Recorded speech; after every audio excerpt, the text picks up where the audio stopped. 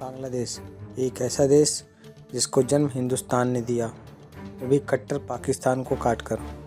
वो उसी नफ़रत और कट्टरता से अपना पीछा छुड़ाना चाहता था जिस नफ़रत और कट्टरता की राह पर बांग्लादेश खुद चल पड़ा है। बांग्लादेश के कट्टरपंथियों के लिए आपकी जान लेने के लिए बस एक ही वजह काफ़ी है, और वो है आपका हिंदू होना। वहाँ आपसे कोई ये नहीं पूछेगा कि आप कौन सी जात से आते हैं, आप ब्राह्मण हैं, आप क्षत्रिय हैं, वैश्य हैं या शूद्र हैं। कट्टरपंथियों के लिए आपकी बस एक ही पहचान है, और वो है हिंदू। बांग्लादेश में जिस तरह से बीते कुछ सालों से हिंदुओं को निशाना बनाया जा रहा है, उससे अब यही लगता है कि बांग्लादेश अब हिंदुओं के लिए सुरक्षित नहीं है। हिंदुओं के मंदिर, देवी देवताओं का अपमान ये दिखाती है कि बांग्लादेश भी पाकिस्तान के रास्ते पर चल पड़ा है। बांग्लादेश में अब कानून का कोई डर और जहादियों में नहीं है, क्योंकि इनकी सुरक्षा वहाँ की कट्टरपंथी यूसुफ की सरकार कर रही है। यहाँ पर एक हिंदू दीपू चंद्र दास पर इस निंदा का आरोप लगाकर भीड़ ने खूब मारा और मार दिया और फिर उसकी लाश को जला दिया। ये घटना कोई चोरी छिपे नहीं, बल्कि सबके सामने बहुत से लोग इस घटना को कैमरे पर रिकॉर्ड भी कर रहे थे, क्योंकि वो जानते थे वहाँ की सरकार उनका कुछ नहीं करेगी।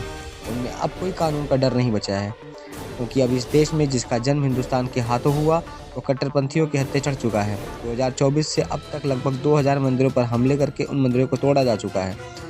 दीपू चंद्र दास को जब मारा जा रहा था तब किसी ने बचाने की कोशिश तक नहीं की, बल्कि उनकी लाश पर कूद कर न जाने कौन सी जीत का जश्न मना रहे थे। दोस्तों, ये बात सिर्फ दीपू चंद्र दास की ही नहीं है, ये बात बांग्लादेश और पाकिस्तान में रह रहे उन सभी अल्पसंख्यक हिंदुओं की है, जहाँ पर हिंदुओं पर को डरा कर या तो धर्म परिवर्तन को मजबूर किया जाता है, या पलायन किया जाता है, या उनको जान से मार दिया जाता है। बांग्लादेश या पाकिस्तान जब से अस्तित्व में आए हैं तब से यहाँ पर हिंदुओं की संख्या में तेज़ी से गिरावट आई है। ये हमारे मंदिर तोड़ते हैं, हिंदुओं पर झूठे आरोप लगा कर जिंदा जला देते हैं। बांग्लादेश और पाकिस्तान में अब अल्पसंख्यक सुरक्षित नहीं रहा है। यहाँ पर इन पर इसी तरह का डर का माहौल बनाते हैं, इनके घर की औरतों का रेप करते हैं, मारते हैं, जिससे ये पलायन को मजबूर हो जाते हैं या तो फिर धर्म परिवर्तन कर लेते हैं। यही कारण इन देशों में तेज़ी से हिंदुओं के पलायन या धर्म परिवर्तन का। लेकिन शायद ये जिहादी मानसिकता वाले भूल जाते हैं कि हम सनातनी कभी मिटाए नहीं जा सकते हैं।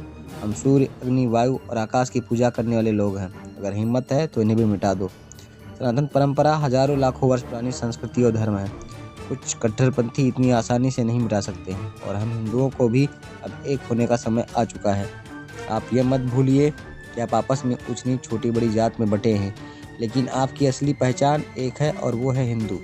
तो दोस्तों, आज के लिए इतना ही, बाकी मिलते हैं अगले वीडियो में। जय हिंद।